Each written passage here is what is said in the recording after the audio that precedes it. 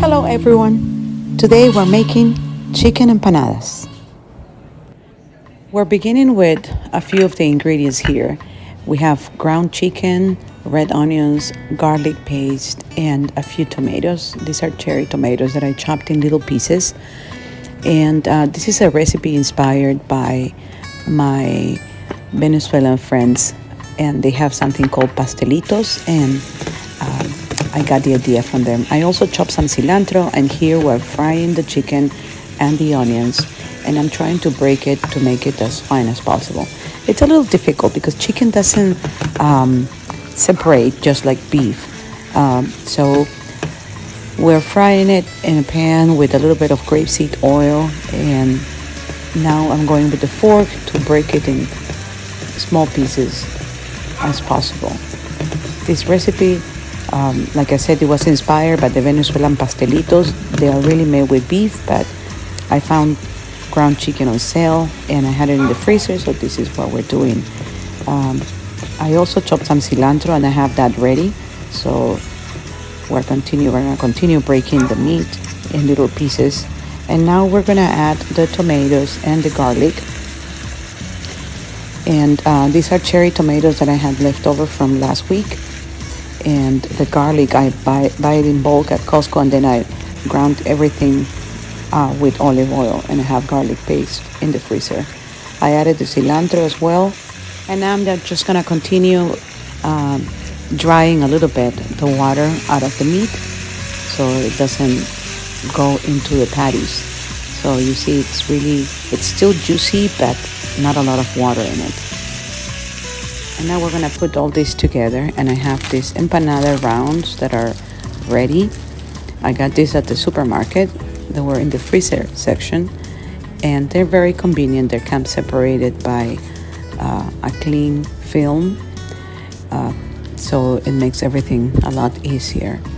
I thought I was gonna bake them in the oven, but these are for frying only, so we're gonna have to fry them. Everything tastes better fry, right? So we're gonna put some of the filling inside, and you're gonna see here I made a mistake because you're supposed to put some water around the edges of the rounds, and so when I tried to do the first one, it didn't work. I had to reopen it. So I'm gonna put some of the filling first and work on this. These empanadas are, like I mentioned, my version of the pastelitos. The pastelitos are a lot smaller. They are like little raviolis, and they're made with beef. But this is just my version of it. So we're gonna put just enough filling to make the empanada well packed, because I don't like when you bite into the empanada and there's a lot of air and gaps inside. So now you're gonna see how I tried to close it and it wouldn't stick together. So I have to open it again and put the water around the edges of the empanadas. There is a sauce also that they usually eat this that I'm gonna make today, and it's with onions and hot peppers, that it's really good.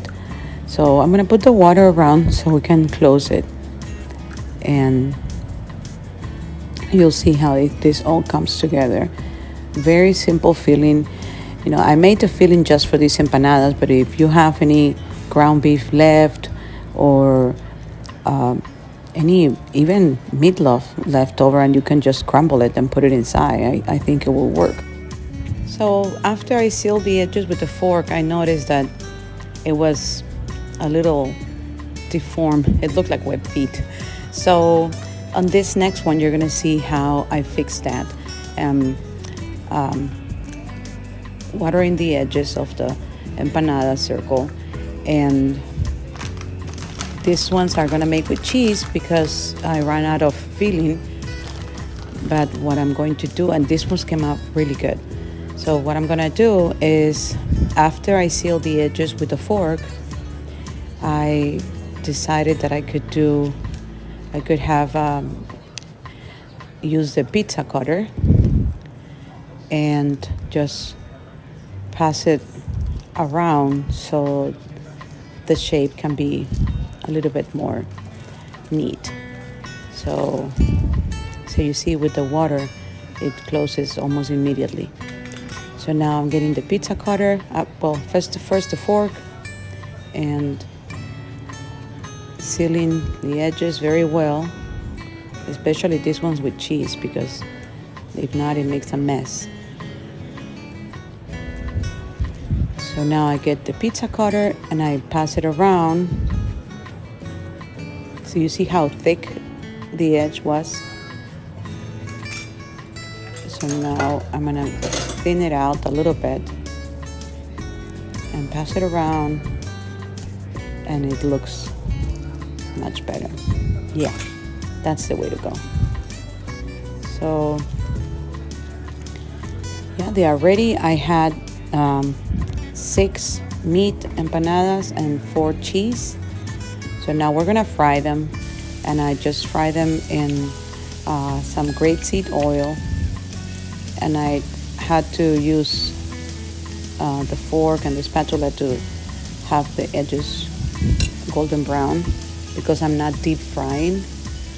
So yeah, that was really good. They come out perfect.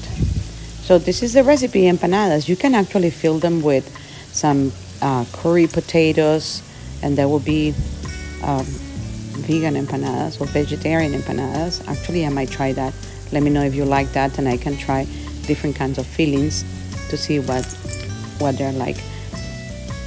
My mother-in-law made empanadas just a few weeks ago, and she was gonna use some shredded chicken that I left in the fridge, and I also had some chicken salad with mayo, and she made a mistake and she filled them with the chicken salad, and they were delicious.